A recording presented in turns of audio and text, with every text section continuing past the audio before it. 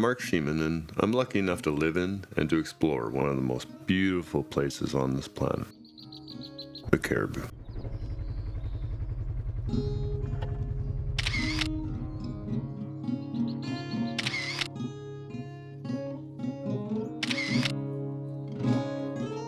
About a year ago, I started photographing the caribou and its inhabitants.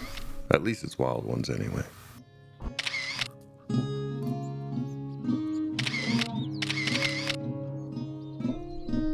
Now, I've been into photography as a hobby for most of my life.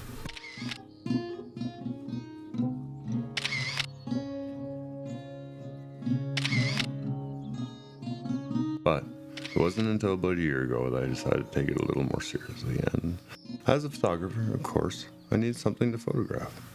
Easy, I thought. The caribou would be my subject.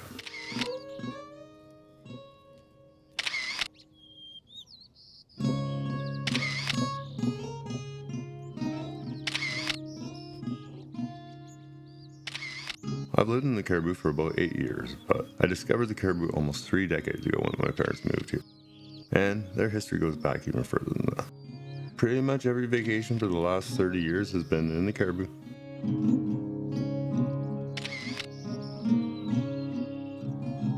Both for summer vacation and most years for Christmas as well.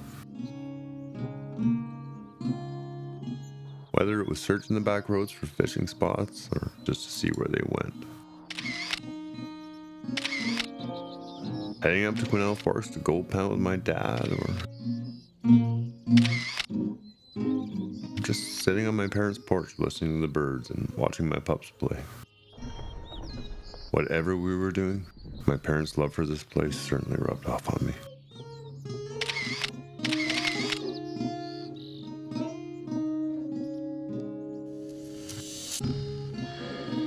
Located in British Columbia, Canada, the region known as the Cariboo lies about 6 hours north of Vancouver by car and would be considered remote by most countries' standards. By Canadian standards, we would be considered centrally located. Okay, I'm just kidding, that's a joke. We'd at least be considered rural, and definitely some parts would be considered remote. We have a small population spread across a large area consisting of a number of larger towns or smaller cities if you would prefer, along with the rest of the population split between numerous and varied small communities scattered all over the Cariboo. Geographically, the Cariboo is incredibly diverse, with mountains and plateaus, interspaced with valleys, rivers and lakes, marshes and meadows, forests, and even desert. The Cariboo is approximately 420 kilometers east to west and 200 kilometers north to south at its widest points. It has an area of 80,610 square kilometers, or if you prefer, 30,123 square miles. Even better, 19,919,165 acres. As a size reference, the Cariboo is a little bigger than Ireland and a little smaller than Iceland. It also varies from an elevation of 320 meters to 3,516 meters. All this information I've gathered from Google and Google Maps, so take that with a grain of salt if you'd like, but I think it's all pretty close. Now, it's not an easy place to live. Most neighborhoods don't have sidewalks. Buses only run a few times a day if you're lucky enough that they even travel near your house. Wildfires are always a worry. We have high crime rates for such low population. Deer and wildlife, as beautiful as they are also traffic hazards. Winters can get very cold and summers very hot. And then there's the bugs, of course. I mean, lots of bugs. So many bugs. And the biggest difficulty, at least I think for most people, would be a lack of convenience. Limited shopping, limited coffee shops and restaurants, movie theaters, gyms. I mean, we have them. We just don't have very many.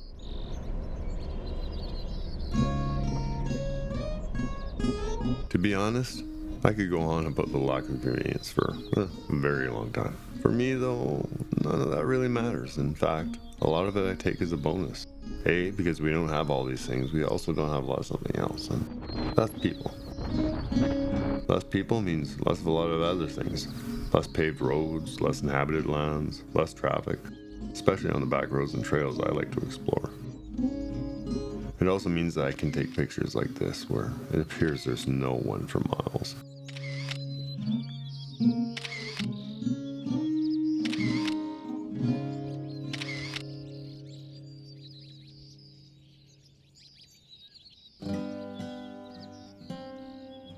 And, of course, it means more wildlife. And the Cariboo has lots of wildlife.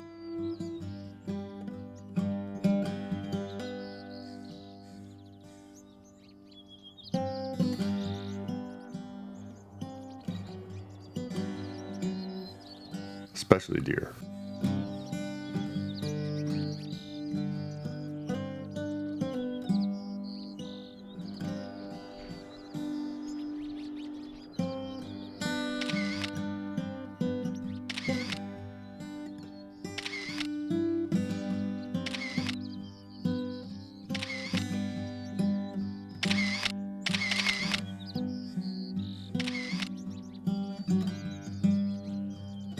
But we have lots of critters in every category.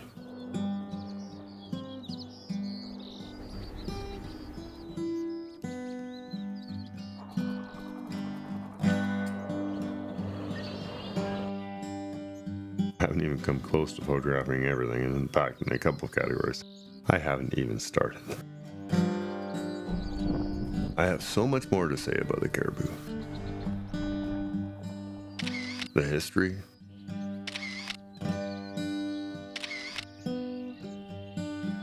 the people, the lifestyle. But I simply don't have time in this documentary.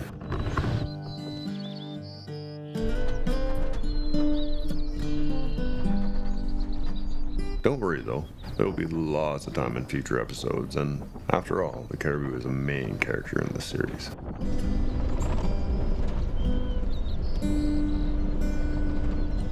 But before I put this topic away and move on to who I am and what this series is about, I want to mention a few more things about the Cariboo as it pertains to wildlife. First, the Cariboo is named after caribou, the herd animal, but was most likely spelled wrong in telegraphs sent to England in the 1860s. Secondly, when the Cariboo was named the Cariboo, caribou were plentiful in the area. These days, there are a lot less caribou living in the Cariboo. With their numbers estimated at 1,200 to 1,500, that is only one caribou per every 13,000 acres if you do the math. Anyway, after years of living in the Cariboo and decades of vacationing and exploring here, I've yet to see a caribou in the Cariboo. I do, however, plan to look a little harder for them this year. What I have seen are deer, moose, bears, eagles, hawks, pelicans, foxes, and beavers, and a whole lot more. Which brings me to the next part, who I am, at least as it pertains to the show. Short answer is, I'm a retired artist who lives in the Cariboo.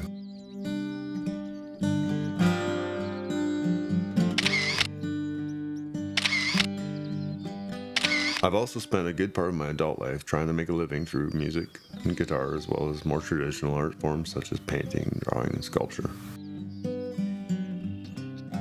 To add a little more detail, most of my commercial success has been as an animator and to a lesser extent as a filmmaker. Hello. I guess these days I'd be considered a content creator, but I prefer the previous titles. The Cariboo is a huge part of what inspires both my art and my music these days. I mean, really, it always has been.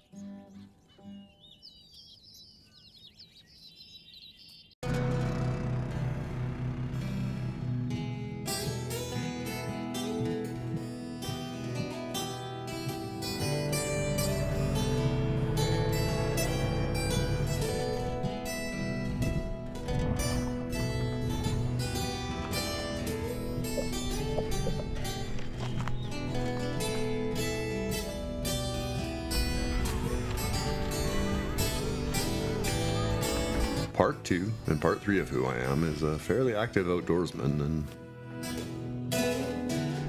as I mentioned earlier, a lifetime hobby photographer who would maybe like to add professional photographer to my resume someday. with a preference in the wildlife direction, of course.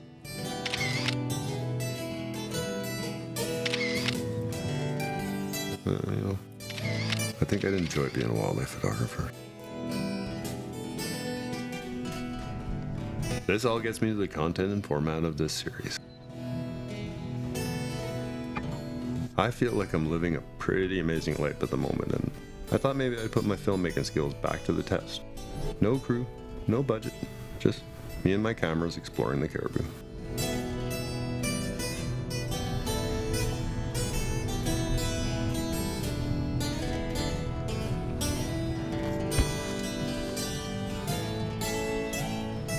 Anyway, I didn't just start this, although this is my first episode of this series. It started 2 years ago when I decided to invest in a mirrorless camera and move my photography hobby into the present day.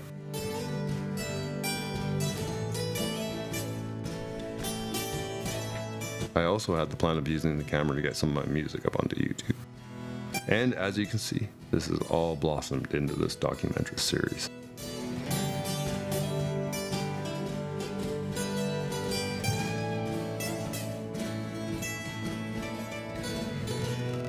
Before I knew it, not only has this camera reawoken a passion in me for photography in general,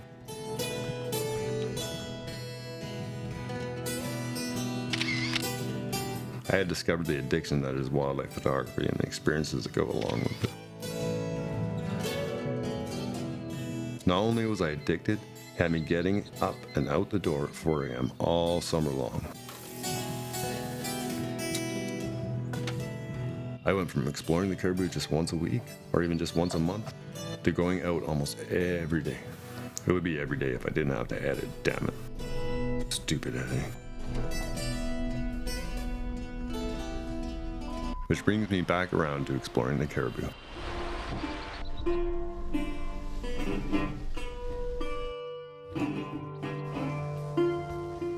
As a younger man, exploring meant going out and looking for challenges. Adrenaline was a key ingredient in why I was out there. Whether it was trying to ride trails faster on my mountain bike, or trying to find bigger obstacles for trials, or my side-by-side. Taking in the scenery was never a priority. You know, more of a bonus at the end of the ride.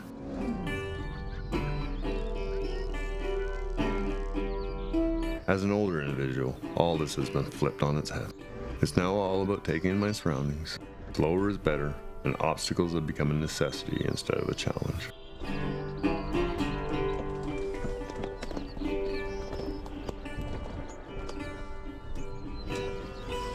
I now get my adrenaline kicks off of finding something new or unusual to photograph.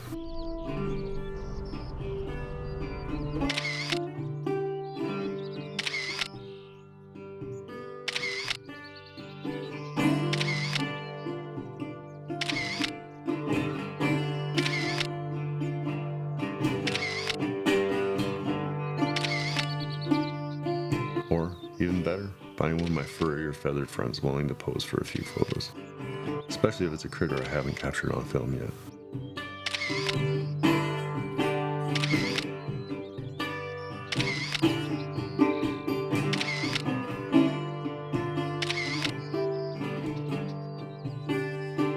This doesn't make what I'm doing any less challenging than what I used to do. In fact, it probably requires more skill than just bombing around the mountains. And it certainly does require more thinking and more problem solving.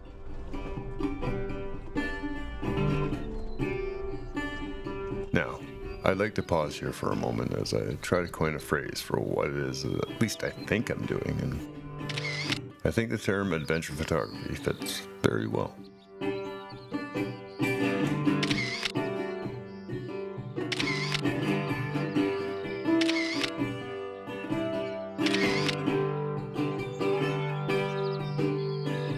I spend far too much time on, and I've spent far too much money on photography to continue to call myself a hobby photographer.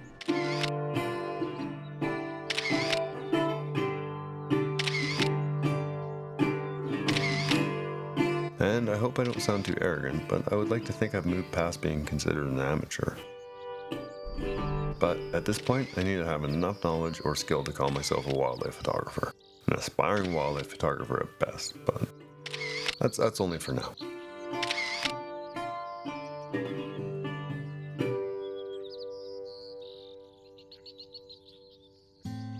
I also leave the house most mornings without any real idea of what I'll be shooting. I usually have a direction or other area I want to explore in mind, but other than that, my subjects for the day are things I'm going to have to go out and discover for myself. No appointments, no lights, no studio. Just me and whatever gear I've decided to bring along. So, at least for the time being, adventure photographer is a term I think describes what I'm doing to a T.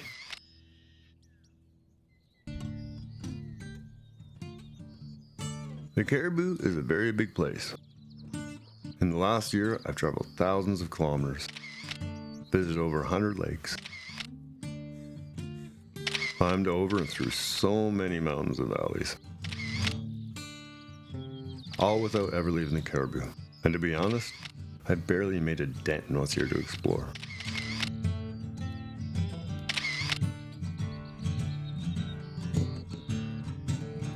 Its terrain is also very diverse and at times can be quite challenging.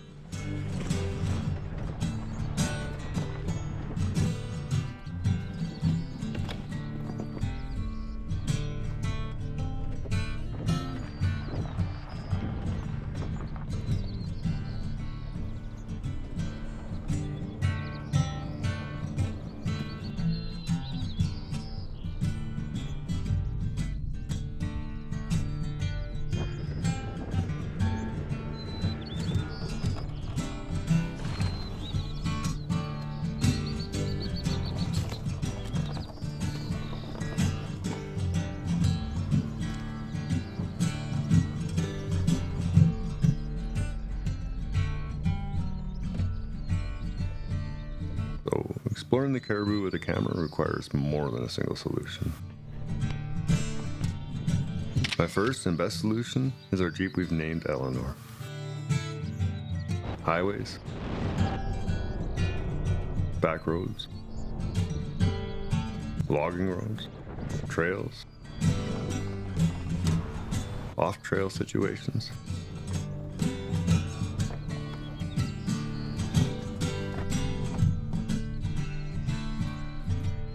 80% of the time, Eleanor is my way around the Cariboo.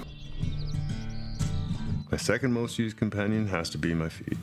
When the Jeep trail ends and the deer trail begins, not too many better choices than just getting out and walking. If large distances aren't involved, on foot is the best way to photograph. Now, for the statement I just made, I may have to put in a caveat or two. For one, when I say my feet, I don't actually have feet, I have half a foot. I make up the rest with prosthetics. I also don't want to make it sound like I'm going on epic hikes, you know. Usually I stick pretty close to the Jeep, but I may wander a few kilometers away. Trying to get a better photograph, of course, but I'm almost never hiking like 20 kilometers through dense forest. At least not on purpose. Now, having made that statement, I still get around pretty well, even in the thicker forest. I don't require a handicap trail. At least not yet. I just can't go as far as I used to.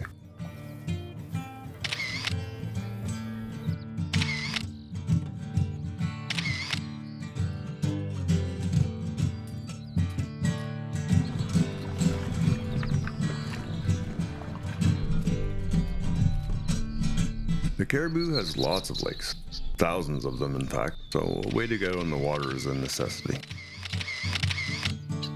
For me, a fishing kayak fit the bill.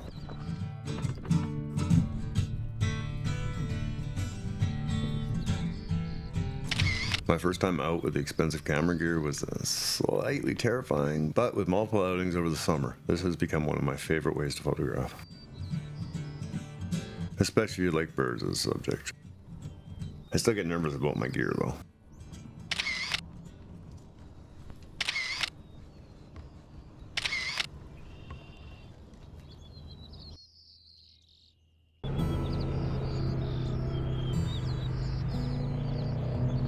Lastly, my ATV makes the odd appearance when the trails are too tight for the Jeep, but distances make walking overly difficult. That is my favorite way to explore the mountain behind my house.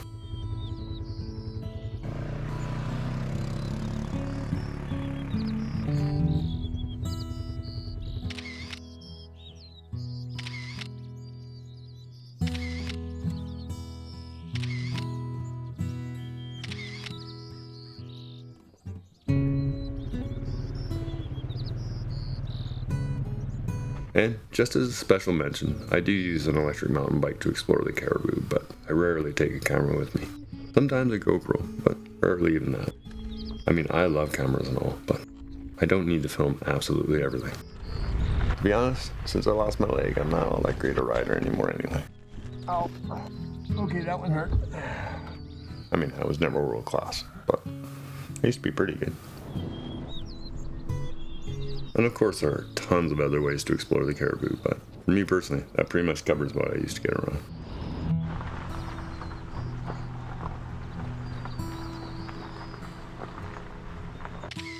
Which leads me to what there is to explore in the Cariboo. And for that, I'm going to have to limit my answer for the time being to, we have a ton to explore. And for every level of explorer. By a lot, I mean places to fish, or gold pan, or swim, or canoe, or kayak, or bigger lakes to go on with bigger boats and sailing or motorized.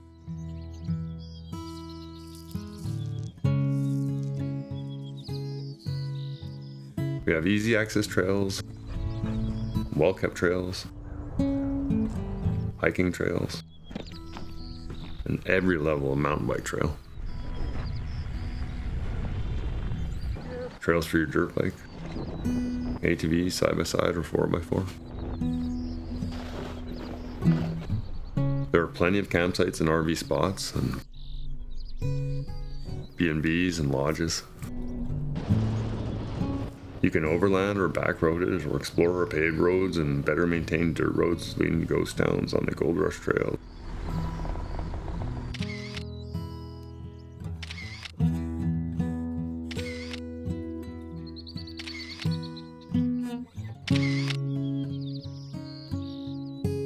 Or just drive by farms and ranches as they fade off into the distance under the Cariboo's gigantic skies.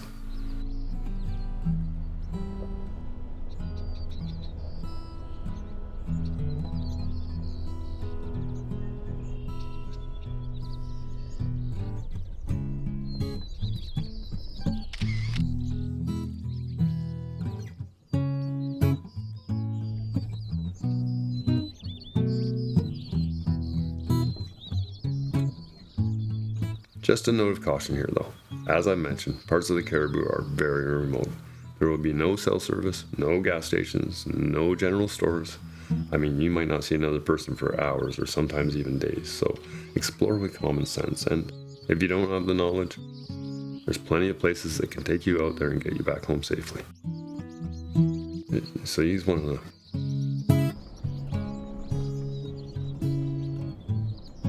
The thing for me though is that I'm not a typical explorer. The first part being that I don't usually know where I'm going.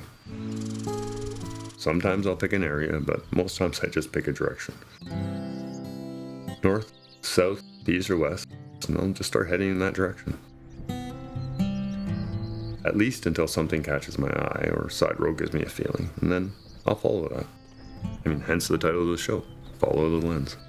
And not to get too philosophical about it all, but I almost feel like if you just use a little of your extra senses, the photos will tell you where they are. The second reason I'm not your typical explorer is that I usually have no idea what I'm looking for. I mean, I do. I'm looking for something to take photos of. But what the subject is, well, that completely depends on what I find. The one exception is that I'm always looking for wildlife. But even that I'm not doing in a typical way. I'm doing my best to learn wildlife by observation instead of by book. Not without books. And I'll have to explain this one. I don't want to know where the animals are because a book told me that. I want to know they're there because I saw them with my own two eyes. I mean, it's a different way of learning.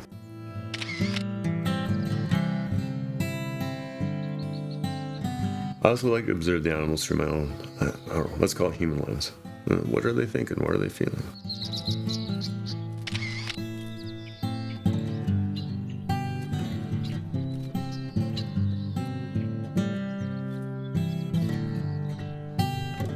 Am I scaring them or stroking their curiosity? What What would it be like to swap places with them right now? I mean, in the end, most of the times I'm still glad I'm human and I have a house and everything, but animals are... we can learn a lot from them. Especially for the day-to-day stuff.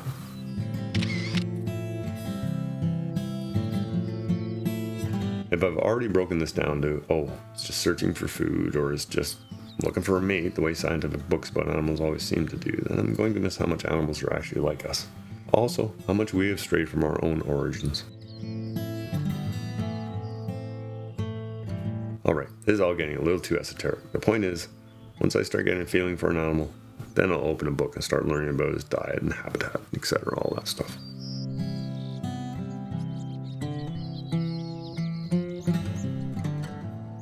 I like to think that in the end, I end up with both an artist and a scientific view on these things, and with maybe a little common sense thrown in to keep me honest.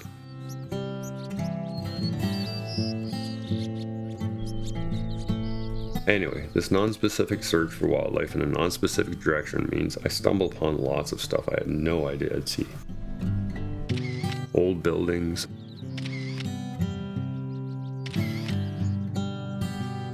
abandoned cars,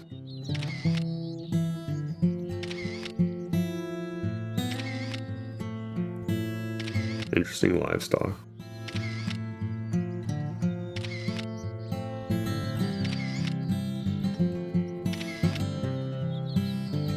weird trees, stacked boulders,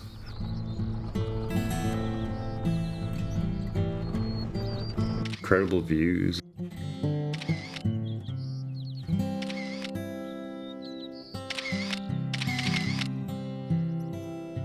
and all the small things in between.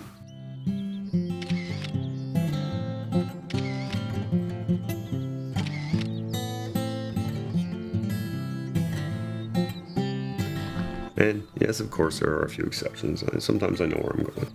Certainly if I'm kayaking, I know what lake I'm going to end up on. But for the most part, I'm exploring blind. And to be honest with you, I really like it.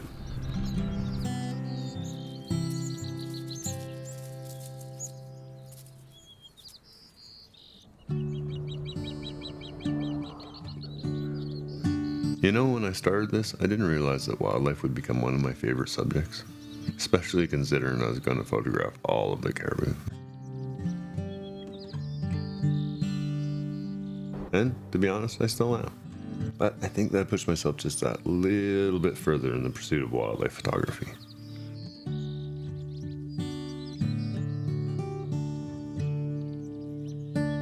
And when it comes to wildlife, I am by no means an expert yet. I am working on it, but I'm not there yet.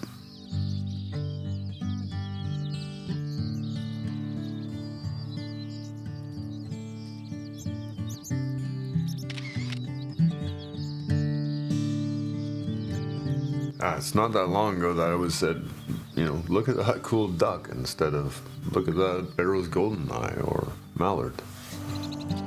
At least even back then I knew what a loon was. I've learned a ton since then, but I'm nowhere near where I'd like to end up. And I've made some mistakes so far. I thought you counted both sides of a deer's antlers.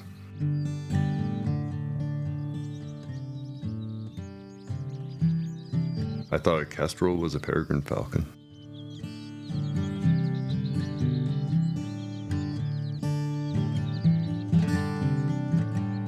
I didn't know this was an elk, and, But when I found these ones, I knew they were, and so I am learning.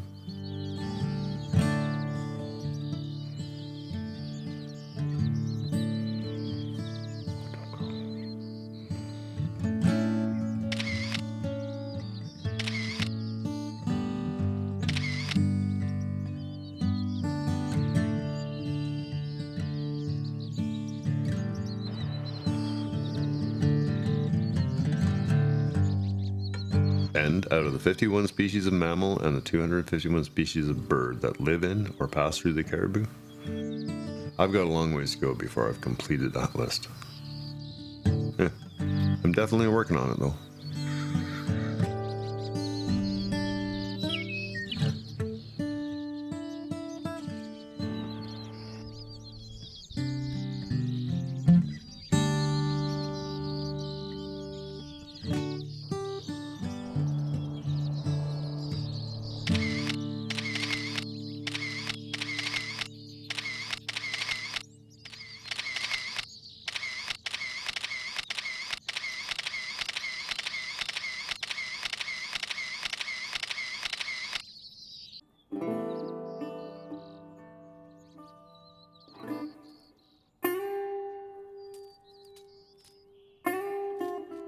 There's a darker side to what I'm doing, and I've seen things I wish I hadn't.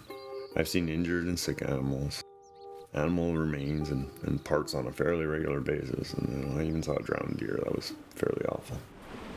Now, this isn't something I'm going to dwell on. If an animal is alive at some point it will no longer be, and that's inevitable. Nature being the great recycler that she is, after all. But I still think I should mention this as, if you're going to photograph wildlife, you're probably going to see the same things I have. Honestly though, every single time I've spotted something new to me, something I haven't photographed already, it feels like an absolute privilege to have a critter stay and pose long enough to get a photo.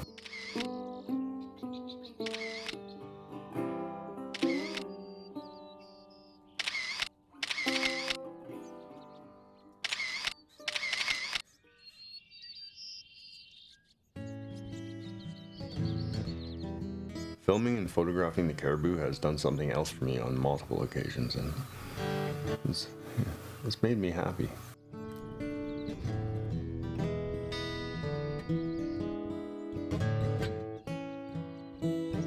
A beaver got out of the water so close to me that I couldn't even get a proper focus on him. I just had to put the camera down and enjoy watching him as he cleaned himself until he eventually realized it was there and waddled off into the reeds. Got a picture then.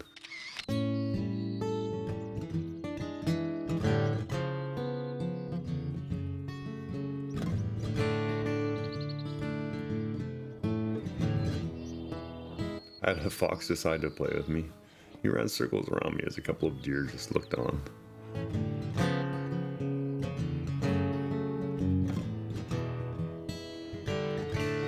And he's been back to visit on multiple occasions now.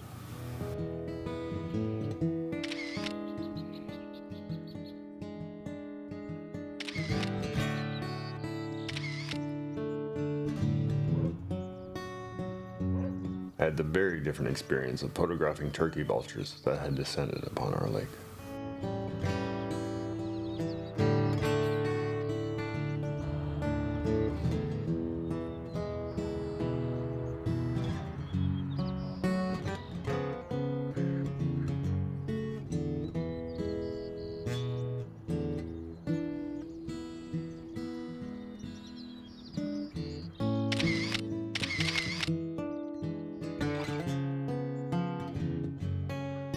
I came across a field of cranes and geese in late September doing their thing and was able to watch as they just danced the afternoon away.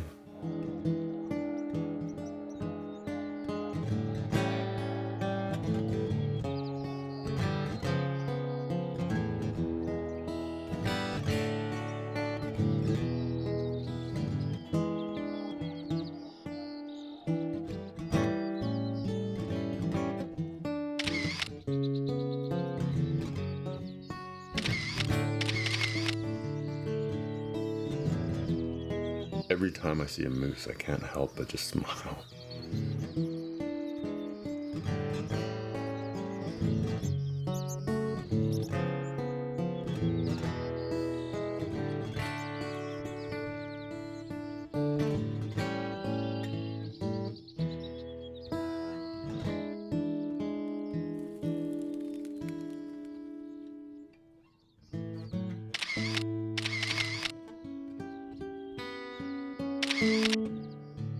And there's so much more, I can't really list everything.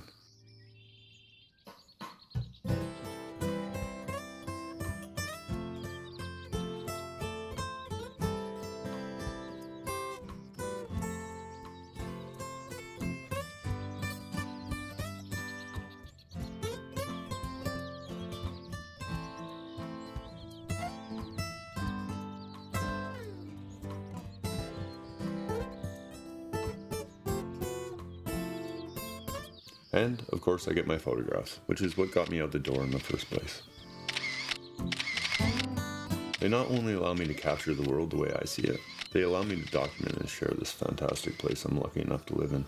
Photographs have one more advantage, because when your memory starts to fade, they can really bring things back. It's not just while I'm out exploring that the caribou and wildlife touch my life. Most neighborhoods in the Cariboo have at least a small herd of deer, even one like mine that exists inside the city limits. And I have to say, some people up here in the Cariboo love them, and others find them the bane of their existences. They'll eat all your flowers and most of your vegetable garden given even a slight chance. I, for one, am in the love department, and I really don't mind sharing my apples and the bottom few feet of the lilacs with them, but I do think that my wife would prefer it if she could keep her sunflowers around at least for a while longer.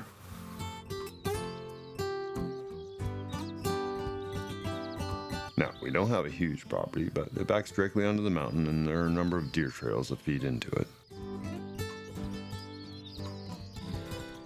The point being, the deer, or sometimes the whole herd, use our property as a trail on an almost daily basis.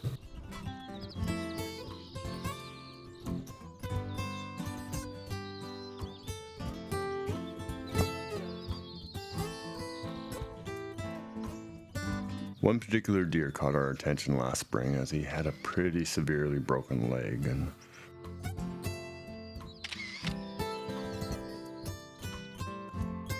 we ended up nicknaming this deer Q as his antlers were coming in misformed and they reminded us of a question mark.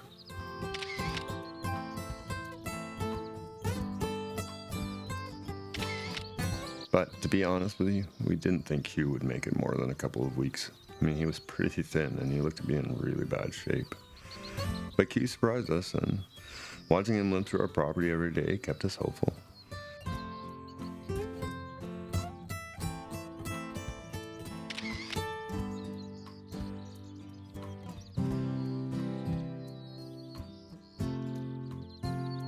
You know, he took a long time to start putting on weight, and I still thought he probably wouldn't last very long.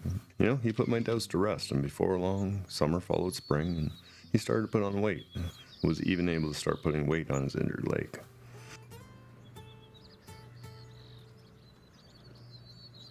As summer turned into fall, Q and a bunch of the other deer disappeared for a while. Where they went, I'm not exactly sure. Better food source, I'm guessing. Anyway, I have to admit, I got pretty worried during that period. When I didn't see him for 2 weeks, I got even more worried, but after a month, I was starting to... I didn't think I'd see him again.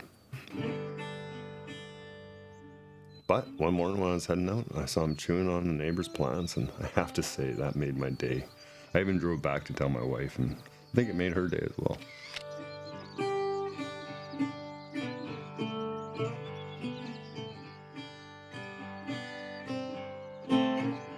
Now, I lost my leg a little over 5 years ago, but watching Q over the last year as he's overcome the full use of one of his legs and just kept motoring along despite the odds being very much against him.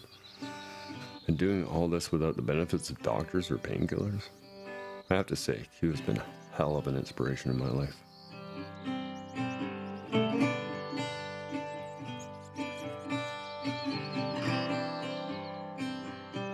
The winter has been fairly hard on Q, trying to get through the snow and the cold, but he's managed to keep his weight on.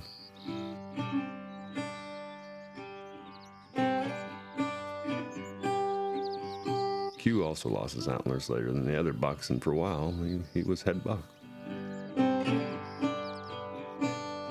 Unfortunately, he has lost his antlers now, and he's moved back down the ranks to 3rd out of 4. I don't think he really cares all that much.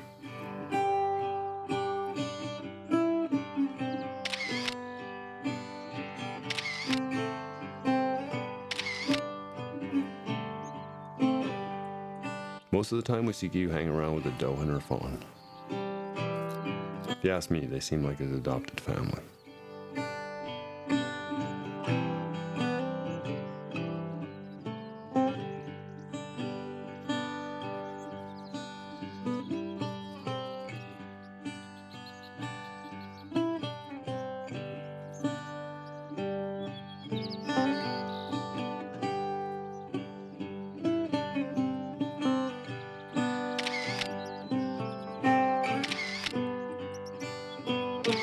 Although for the last week he's been ousted to hang out with the other bucks, as the herds sometimes do.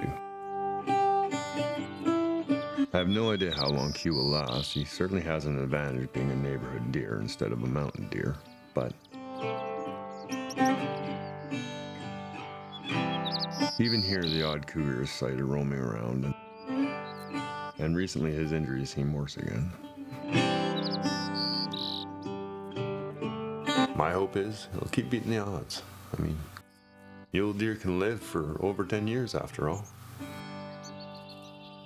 No matter what, I never expected a deer would be teaching me life lessons, but here we are.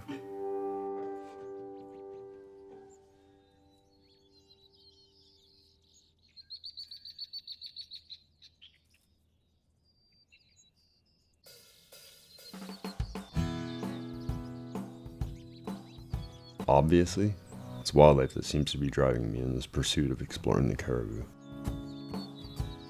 But the experiences add up to so much more than just that. I get to see the early morning mist,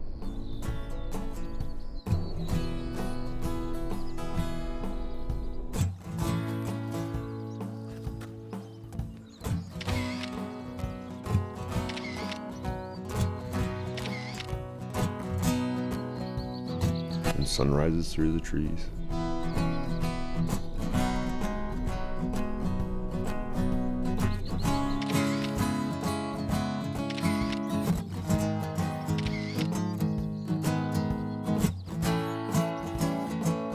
Steam rising from the ponds and lakes as the morning sun warms them.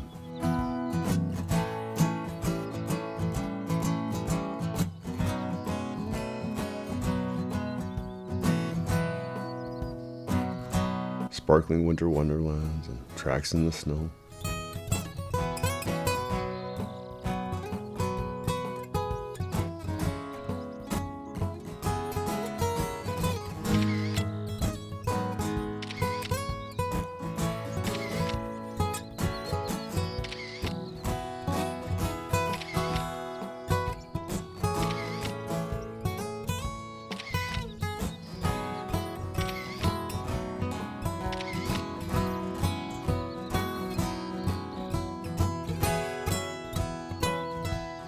The simple serenity of a sunny afternoon paddling on a lake or a river.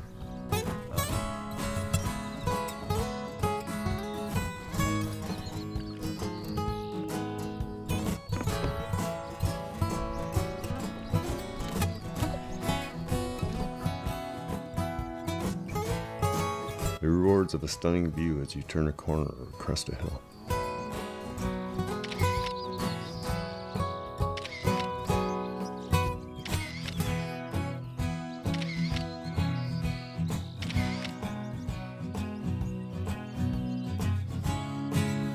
And maybe the most important, an excuse to spend time with myself and my own thoughts.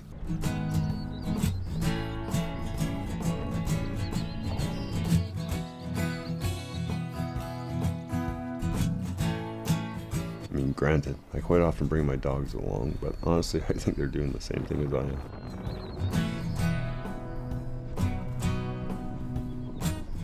At least until we stop somewhere.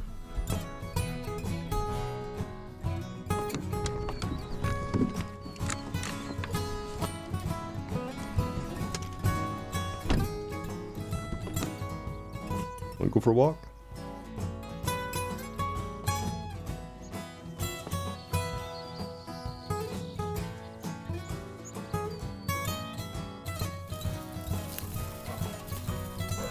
Make it hard to shoot, eh?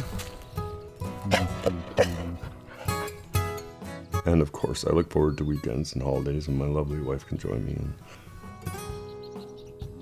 And I get the chance to show off someplace I've found, or bring her somewhere cool I've discovered, or just share the enjoyment of exploring somewhere new together.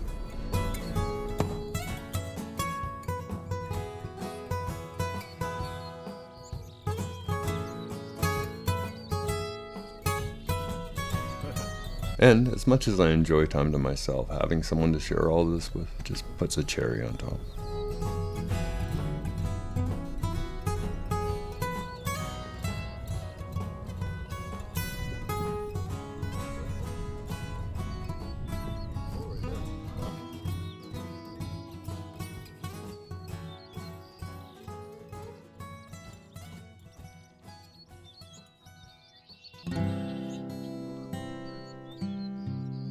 Even getting the Jeep stuck is better when I have someone to share it with.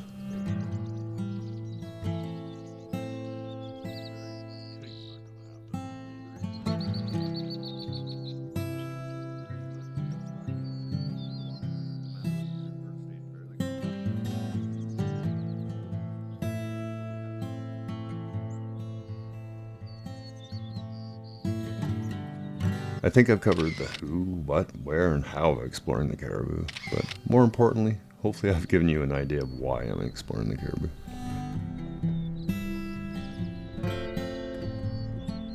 And honestly, I'd love it if y'all come for a visit.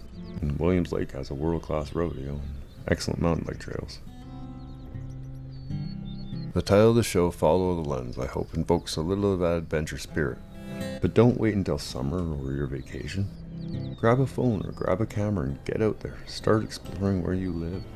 City, suburbs, or rural, I don't think it matters. I think you might be surprised at what you haven't seen yet. It could be the first steps in your next great adventure.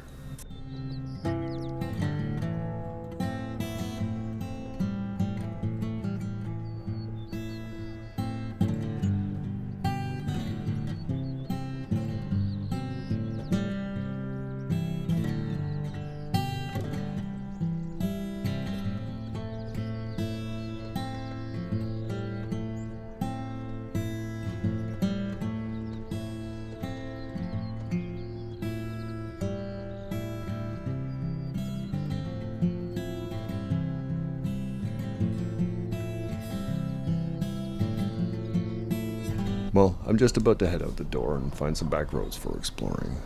It is the beginning of spring in the Cariboo, so a season of mud is upon us.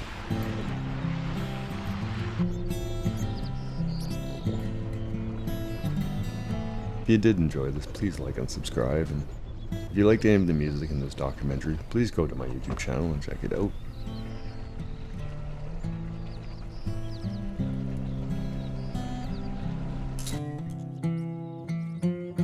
And probably more important than any of that, follow the lens wherever it takes you.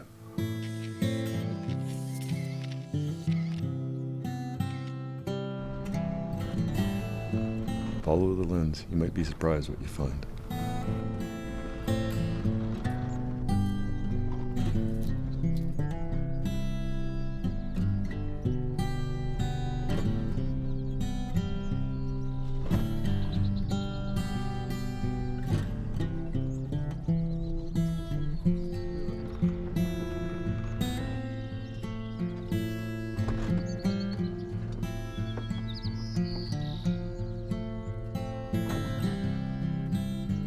I love the Cariboo.